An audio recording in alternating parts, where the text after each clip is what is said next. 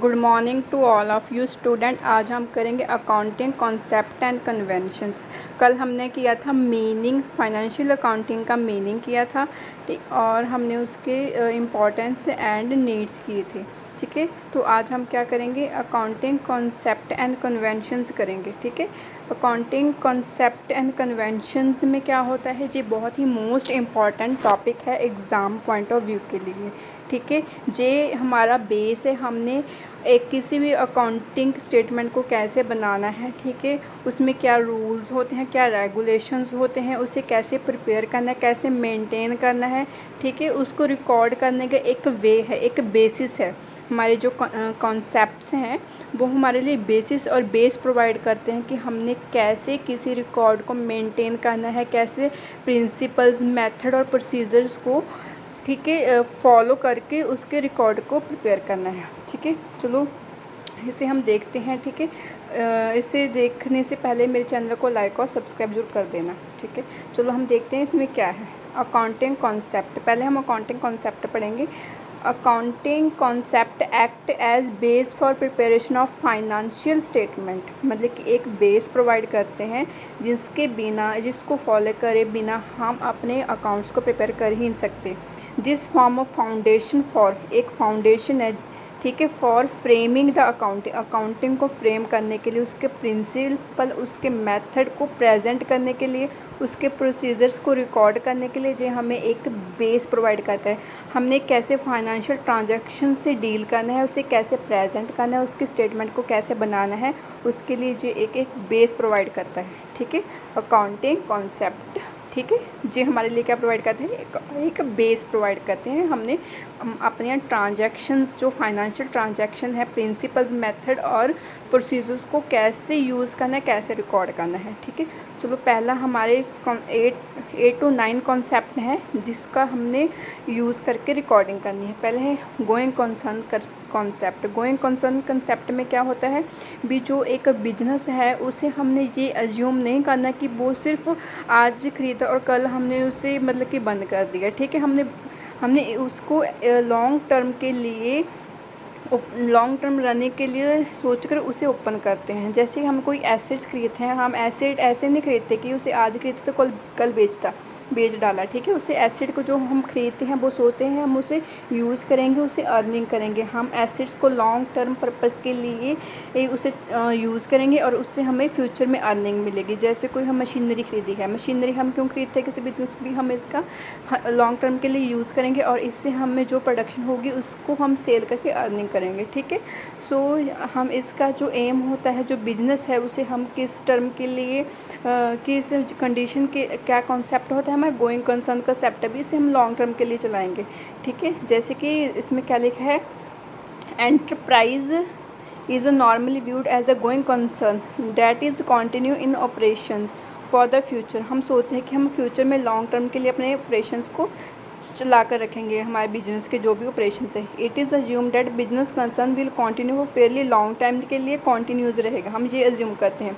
Until it has entered into state of liquidation, जब तक ये मतलब कि इस स्टेज पे ना पहुंच जाए कि हमें उसे लिक्विडेट करना पड़े। लिक्विडेट क्या होता है, जब मतलब कि लॉ के द्वारा ये मतलब कि प्रूव हो जाए कि जो बिजनेस है वो इलीगल है, अनफेयर एक्टिविटी कर रहा है, तो उसे बंद करना पड़ता है, ठीक है। जहाँ फिर जो शेयर होल्डर हैं उनका एम पूरा हो जाता है बिजनेस का, तो उसे वो अपने आप बंद कर देते हैं, ठीक है। तो उसके बिना हम 1-2 साल के लिए नहीं ओपन करते, ठीक है। उसे लॉन्ग टर्म के लिए, एक एम के लिए उसे ओपन करके रखते हैं, बिजनेस को चलाते हैं, रन करते हैं, ठीक है, लॉन्ग टाइम के लिए। It implies that use all the acquisition for utilization not for sale. जो भी हमारी एसेट्स होती हैं उसे हम क्यों एक्वायर करते हैं, उसका हम यूटिलाइज़ करेंगे, ठीक है, लॉन्ग टर्म के लिए उसका यूज़ करेंगे, उससे अर्निंग करेंगे, नॉट फॉर सेल। वो एसेट है उसे हम सेल के लिए परचेज नहीं करते, ठीक है। It implies that depreciation on asset is provide on the basis of expected life of the asset, ठीक है। इसमें एक मतलब कि एग्जांपल ये है कि हम एक एसिड खरीदते हैं, उसकी हम डेप्रिशिएशन लगाते हैं, ठीक है। डेप्रिशिएशन इस एक्सपेक्टेड से लगाते हैं, उसकी हम अज्यूम कर देते हैं भी कितने साल की इसकी लाइफ है, उसको अज्यूम करते हैं rather than the market price. हमें मार्केट प्राइस पर डेप्रिशिएशन नहीं लगाते, उसकी किस बेसिस पे लगाते हैं भी, देखते हैं कि हमारी एसिड की अज्यूम्ड लाइफ, लाइक हम सोचते हैं कि हमारी एसिड 10 साल तक चलेगी, ठीक है। इसकी यूज़फुल लाइफ कितनी है, 10 ईयर। उस 10 ईयर पे बेसिस के को बेस लेकर ही हम उसको डेप्रिशन लगाते हैं। मीन्स जो हम पहले ही अज्यूम कर लिया है कि हमने 10 साल इस एसेट को यूज़ करना है, ठीक है। तो लॉन्ग पीरियड हो गया ना, 10 ईयर, 6 ईयर, 5 ईयर, ऐसे हम यूज़ करके चलते हैं कि हमारी जो एसेट है इसकी अज्यूम्ड लाइफ कितनी है, 10 ईयर। तो 10 ईयर की हम डेप्रिशन लगाते हैं, ना कि उसके हम मार्केट प्राइस को देखते हैं, ठीक है। उसके बाद जो हमारा जो बिजनेस है वो गोइंग कंसर्न कंसेप्ट से चलता है भी, जो लॉन्ग टर्म के लिए चलेगा और इसे हम रन लॉन्ग टर्मली ही करेंगे। जो भी एसेट हम करेंगे उसे प्रॉपर यूटिलाइजेशन करेंगे और उसे अर्निंग करेंगे और अपना प्रॉफिट कमाएंगे, ठीक है। ये तब तक नहीं बंद होगा जब तक इसकी प्रॉपर लिक्विडेशन ना हो सके, ठीक है, अपनी एम को अचीव करने के बाद, ठीक है। नेक्स्ट हमारा क्या है, नेक्स्ट है dual aspect concept. Dual aspect concept का मतलब है कि हर एक ट्रांजैक्शन के 2 आस्पेक्ट्स होते हैं, ठीक है। एक चीज़ आएगी और एक चीज़ जाएगी, ठीक है। दोनों पे इफ़ेक्ट पड़ेगा। एसिड इंक्रीज़ होगी तो एसिड डिक्रीज़ भी होएगी। एसिड इंक्रीज़ होएगी तो अपनी लाइबिलिटी भी इंक्रीज़ होएगी। जो एसिड डिक्रीज़ होएगी तो हमारी लाइबिलिटी भी डिक्रीज़ होगी। दोनों आस्पेक्ट्स पे हमारा इफ़ेक्ट पड़ता है। जैसे कि इसमें क्या है, it increase N acid and decrease in another acid. जो एक एसिड्स में इंक्रीज़ हो रहा है तो दूसरी एसिड में डिक्रीज़ भी होगा, ठीक है। And it increase in acid and increase in liability. Acid में इंक्रीज़ हो रहा है तो लाइबिलिटी में भी इंक्रीज़ होगा। It decrease in acid and increase in another acid, ठीक है। डिक्रीज़ हो रहा है तो दूसरी में इंक्रीज़ होगा। It decrease in acid and decrease in liability, ठीक है। जो एसिड में डिक्रीज़ हो रहा है, जो यहाँ पे था क्या था, एसिड में इंक्रीज़ हो रहा है तो लाइबिलिटी में भी इंक्रीज़ होगा। यहाँ पे क्या है, जो डिक्रीज़ हो रहा है एसिड में तो लाइबिलिटी में भी डिक्रीज़ होगा। It decrease liability and decrease N acid. जो लाइबिलिटी डिक्रीज़ हो रही है तो हमारी एसिड भी डिक्रीज़ होगी, ठीक है। इसका मतलब क्या है भी, दोनों साइड पे इफ़ेक्ट पड़ेगा। जैसे हम कोई भी, मैं आपको एग्जांपल से समझाती हूँ। जैसे हमने कोई, जैसे यहाँ पे क्या एग्जांपल दी है, यहाँ पे दी है, if goods are purchase on cash basis for 1000 stock of goods is increase and balance of cash is decrease. It means क्या है, जब हम कोई चीज़ खरीदते हैं, परचेज़ करते हैं, परचेज़ करने से क्या होता है, क्या चीज़ डिक्रीज़ होती है, हमारा कैश डिक्रीज़ होगा, क्योंकि हमने गुड्स खरीद ली हैं और हमारा कैश चला गया। खरीदने से कैश बाहर जाता है, गुड्स हमारे बिजनेस में आती हैं, तो एसिड ही डिक्रीज़ हुई है और एसिड ही इंक्रीज़ हुई है। ऐसे ये स्टेटमेंट बन गई ना, increase in acid and decrease in acid, ठीक है। इस ट्रांजैक्शन के थ्रू ये स्टेटमेंट बन गई, ठीक है। ये ट्रांजैक्शन कह रही है, गुड्स खरीदियाँ, हमने गुड्स को परचेज़ किया और पेमेंट किस फॉर्म में की, कैश गया और गुड्स आई, ठीक है। बिजनेस में गुड्स आई और कैश गया, एसिड ही डिक्रीज़ हुई, एसिड ही इंक्रीज़ हुई। एक चीज़ ली और एक चीज़ गई, ठीक है। सो इस डुअल आस्पेक्ट कॉन्सेप्ट का मतलब होता है कि एक चीज़ हमारी डिक्रीज़ होगी, एक इंक्रीज़ होगी, ठीक है। ऐसे ही हम कहते हैं जैसे कि increase in acid, increase in liability, ठीक है। इंक्रीज़ इन एसिड्स होगा तो इंक्रीज़ इन लाइबिलिटी भी होगा। डिक्रीज़ इन एसिड और decrease in liability, decrease in acids और डिक्रीज़ इन लाइबिलिटी कैसे, जब हम किसी चीज़ को पे करते हैं, लाइक मैं एग्ज़ाम्पल देती हूँ। जैसे कि हमने एक्सपेंसेस पे कर दिए, एक्सपेंसेस पे करने से हमारी लाइबिलिटी कम होगी। हमने किसी के पैसे देने थे, एक्सपेंसेस देने थे, ठीक है, पेमेंट करनी थी। एक्सपेंसेस तो चले गए हमारे, कम हो गए, लाइबिलिटी कम होगी। दूसरी साइड हमारी एसिड भी कम हुई है, कैसे, कैश गया है, ठीक है। एक साइड तो किसी पर्सन के हमने पैसे देने थे, वो पैसे दे दिए, ठीक है, वो तो हमारी लाइबिलिटी कम हो गई, और दूसरी साइड हमारा कैश भी गया, तो दोनों में इफ़ेक्ट पड़ा। हमारी एसिड भी डिक्रीज़ हुई और हमारी लाइबिलिटी भी डिक्रीज़ हुई, ठीक है। हमारी एसिड भी डिक्रीज़ हुई, हमारी लाइबिलिटी, ऐसे ही एसिड जब इंक्रीज़ होगी तो हमारी लाइबिलिटी भी इंक्रीज़ होगी। एसिड हमारी इंक्रीज़ होगी तो एसिड हमारी डिक्रीज़ भी होगी, ठीक है। ऐसे हम बहुत सारे ट्रांजैक्शन जिसमें दोनों पे इफ़ेक्ट पड़ेगा, एसिड पर भी और लाइबिलिटी पे भी, ठीक है।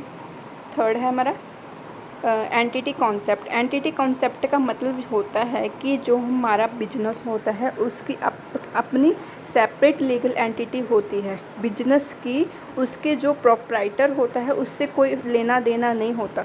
जो प्रोप्राइटर अपनी इनकम मनी जो इन्वेस्ट करता है बिजनेस में, वो भी बिजनेस के लिए एक लायबिलिटी होती है प्रोप्राइटर के लिए, ठीक है, मतलब कि बिजनेस ने उसको पैसा वापस करना होता है, वो पैसा बिजनेस का नहीं होता, वो प्रोप्राइटर का ही होता है। ठीक है, बिजनेस अलग है, जो प्रोप्राइटर ने बिजनेस में पैसा इन्वेस्ट किया है वो बिजनेस के अकाउंट में लायबिलिटी साइड लिखेंगे, मतलब कि वो बिजनेस की लायबिलिटी बन चुकी है, उसको वो पैसा प्रोप्राइटर को वापस करना है। ठीक है, ठीक है। सो जी हम कह सकते हैं जो कि बिजनेस की प्रॉपर्टी है उसको जो बिजनेसमैन है वो अपने पर्सनल पर्पस के लिए यूज़ नहीं कर सकता। ठीक है, ना ही बिजनेस की कोई भी इनकम को बिजनेसमैन यूज़ कर सकता है।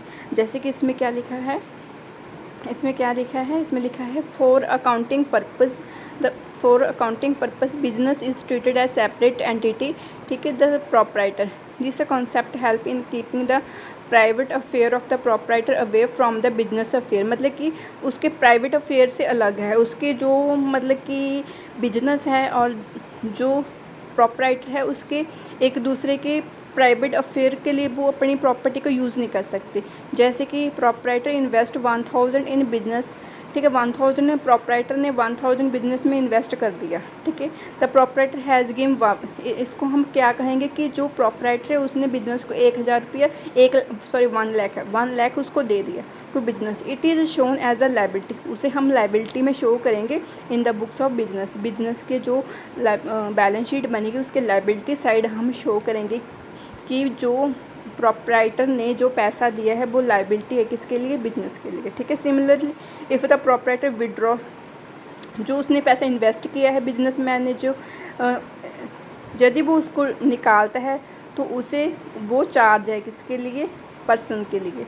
ठीक है, उसे जो बिजनेसमैन ने पैसा जो इन्वेस्ट किया था उसे उसने विड्रॉ कर लिया। जब वो बिजनेस को वो पैसा जो विड्रॉ किया है उसे जब वापस करेगा तो रेट ऑफ इंटरेस्ट के साथ वापस करेगा, मींस उसको उसका ब्याज देना पड़ेगा जिसे कहते हैं इंटरेस्ट ऑन ड्राइंग। ठीक है, बिजनेसमैन अपना पैसा भी मोड़ेगा जो उसने विड्रॉ किया है और उसके साथ साथ इंटरेस्ट ऑन ड्राइंग भी देगा। ठीक है, तो इसे कहते हैं वो एक चार्ज है। ठीक है, इसलिए वो कहते हैं बिजनेस और जो बिजनेसमैन है वो अलग अलग हैं। जो उसने पैसा निकाला है उसको वापस भी करना पड़ेगा विद रेट ऑफ इंटरेस्ट।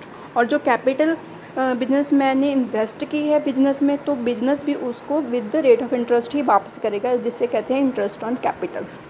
ठीक है जी, ऐसा होता है। इसका मतलब सिर्फ यही है कि दोनों जो हैं बिजनेस और बिजनेसमैन दोनों एक दूसरे से अलग हैं।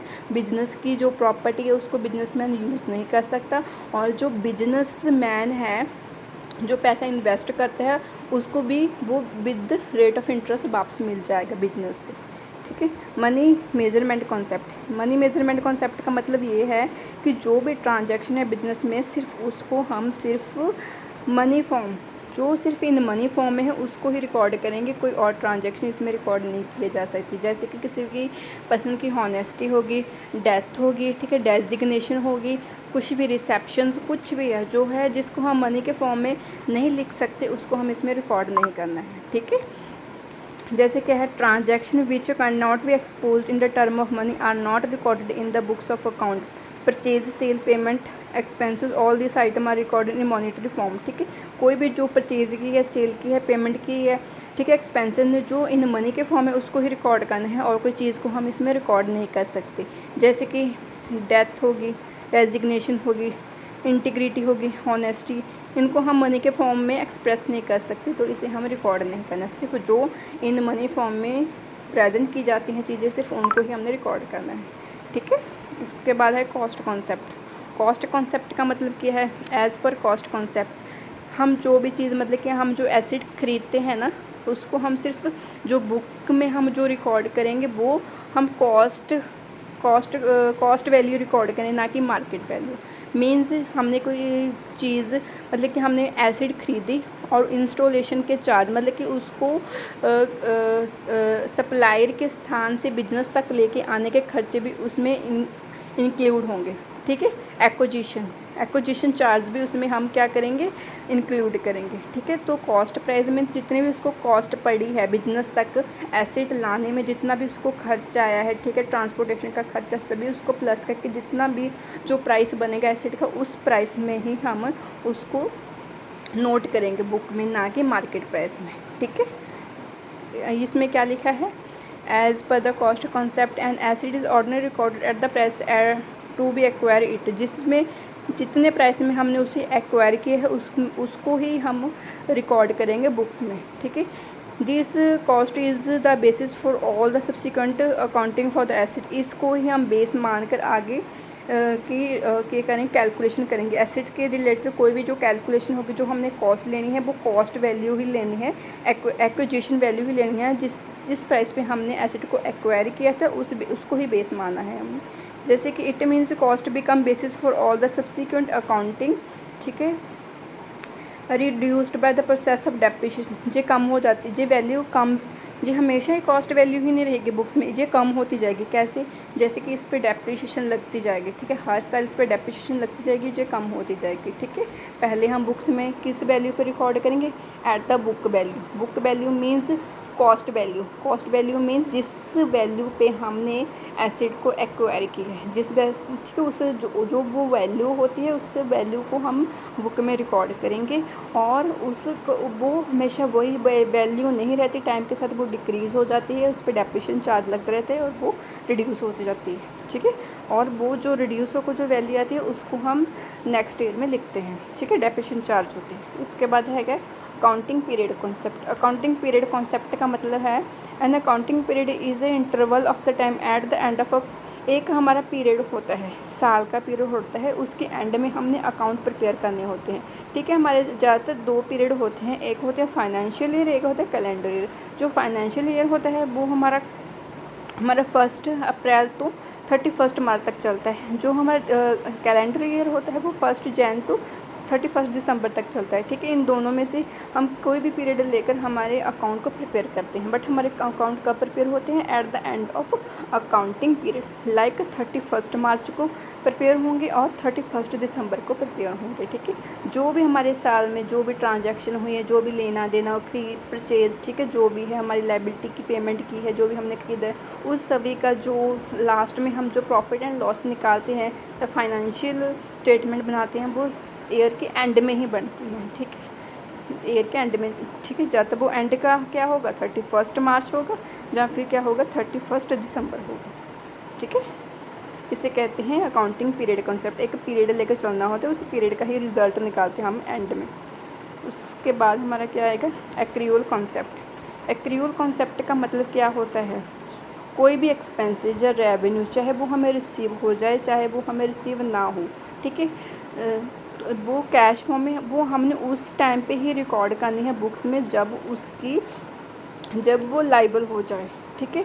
जैसे कि मैं आपको एग्जांपल देती हूँ, कोई भी पर्सन है, उसने अपनी इनकम अपने सर्विसेज दे दी, 1 महीने की सर्विसेज दे दी, बट उसको 1 मंथ की सैलरी नहीं मिली, ठीक है, 1 मंथ की सैलरी नहीं मिली उसको।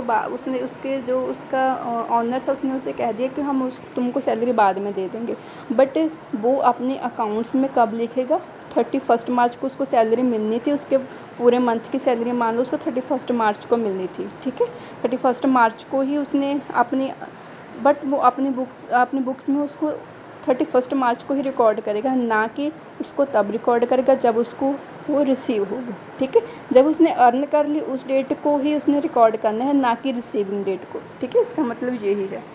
इसमें क्या लिखा है? जैसे it employ recording of revenue expenses of the particular accounting period whether they are received और पेड इन कैश और नॉट, चाहे वो हमने कैश में पे कर दी चाहे नहीं, जो अकाउंटिंग पीरियड से जो भी चीज़ें रिलेटेड है, ठीक है, चाहे वो हमें इनकम रिसीव हो चुकी है चाहे नहीं, जो हमारे पीरियड 1 साल के पीरियड से जो चीज़ें हैं रिलेटेड हैं, भी इस साल हमने ये देना था, इस साल हमने वो चाहे दे दिया चाहे वो रिसीव कर लिया चाहे ना, ठीक है, उस ईयर से जो भी चीज़ें रिलेटेड है वो हमने रिकॉर्ड करनी है। इसे कहते हैं एक्रियूल कंसेप्ट, ठीक है। The revenue and expenses are recorded those paid received in cash, ठीक है, बट ठीक है, कैश यहाँ पे ये लिखा हुआ है अंडर जो कैश सिस्टम होता है उसमें रेवेन्यू और एक्सपेंसेस वही रिकॉर्ड करते हैं जो कैश फॉर्म में होते हैं, बट अंडर द एक्रियूल कॉन्सेप्ट में सिर्फ वही एक्सपेंसेस और इनकम को रिकॉर्ड किया जाता है जो कि एक अकाउंटिंग पीरियड से रिलेटेड होते हैं, related to particular accounting period whether they are received और नॉट, ठीक है। एक साल में जितने भी हमने खर्चे किए हैं, ठीक है, हमने इनकम कमाई है, चाहे वो खर्चे हमने पे कर दिए चाहे इनकम हमने रिसीव कर दी चाहे नहीं रिसीव की, उस चीज़ों को हमने क्या करना है, रिकॉर्ड करना है, ठीक है। बट कैश सिस्टम में क्या होता था, उसमें सिर्फ वही चीज़ें इंक्लूड करती जो कैश में हमने रिसीव हुई हैं, चाहे वो हमारे अकाउंटिंग पीरियड से रिलेटेड हो चाहे नो, ठीक है। उसके बाद है मैचिंग कॉन्सेप्ट। मैचिंग कॉन्सेप्ट में क्या होता है, हम ईयर के एंड में, ठीक है, ईयर के एंड में मैच करते हैं हमारे एक्सपेंसेस को हमारे इनकम के साथ। यदि हमारी इनकम इंक्रीज़ होती है, हमारे एक्सपेंसेस से ज़्यादा होती है तो हमें प्रॉफिट्स मिलती हैं। यदि हमारे एक्सपेंसेस ज़्यादा होते हैं और हमारी इनकम कम होती है तो हमें लॉस होते हैं, ठीक है।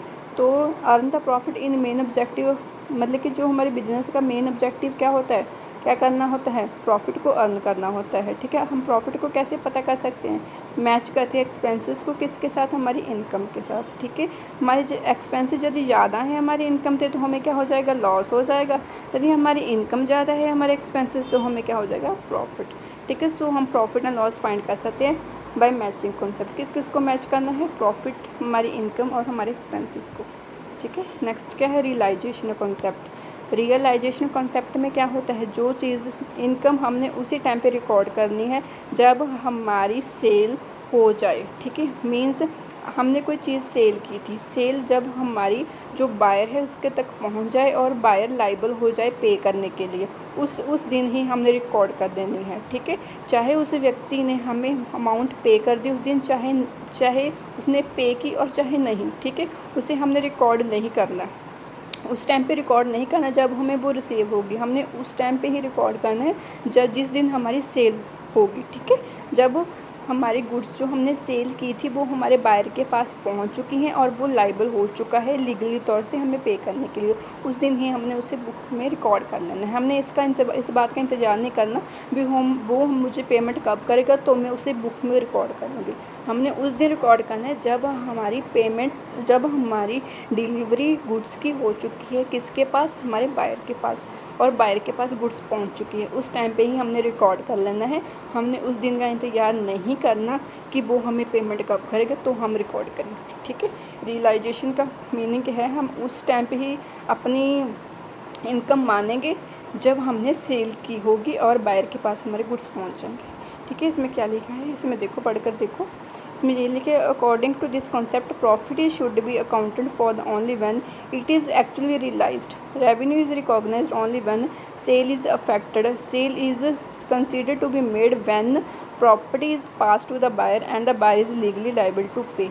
हमारी जो प्रॉपर्टी है जो हमने सेल की है हमारे बायर के पास पहुंच जाएगी और बायर हमारा लीगली लाइबल हो जाएगा पे करने के लिए, उस टाइम पे हमने उसको बुक्स में रिकॉर्ड कर लेना है। हमने इस चीज़ का इंतजार नहीं करना भी हमें पेमेंट कब करेगा, ठीक है। इसे कहते हैं रियलाइजेशन कॉन्सेप्ट, ठीक है। इस तरह के और हैंड रिटन नोट्स, ठीक है, आप इसको स्क्रीनशॉट ले सकते हैं, चाहे तो मैं इसकी PDF अपने डिस्क्रिप्शन बॉक्स में भी डाल दूँगी, मुझे कमेंट करके लिख देना भी आपको PDF चाहिए तो मैं इसको डिस्क्रिप्शन बॉक्स में भी डाल दूँगी, ठीक है। तो आप इसको अच्छी तरह से समझ लेना, जिस हमारे हैंड रिटन नोट्स हैं इसका स्क्रीनशॉट लेना चाहे उतार लेना, ठीक है, ठीक है। ये इतने इम्पॉर्टेंट है कि इसके एग्ज़ाम में जे इस तरह के क्वेश्चन ज़रूर आते ही आते हैं, ठीक है।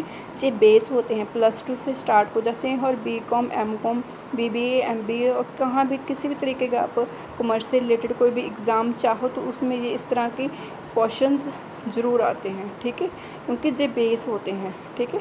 तो इस तरह की और वीडियोस को देखने के लिए, ठीक है, नोट्स को देखने के लिए मेरे चैनल को लाइक और सब्सक्राइब जरूर कीजिए, ठीक है। कल मैंने फाइनेंशियल अकाउंटिंग का मीनिंग इम्पोर्टेंस डाली थी और आज मैंने कन्वेंशंस डाले। कल को एक और वीडियो लेकर आऊँगी जिसमें मैं डालूँगी कॉन्सेप्ट्स एंड ब्रांचेस। तो आगे मैं सभी सिलेबस पूरा कवर करूँगी, जो मेरा सिलेबस इस यूट्यूब में कवर करूँगी उससे बाहर एग्ज़ाम में कुछ नहीं आएगा, वो सभी आपका सिलेबस फुल कवर हो जाएगा और आपको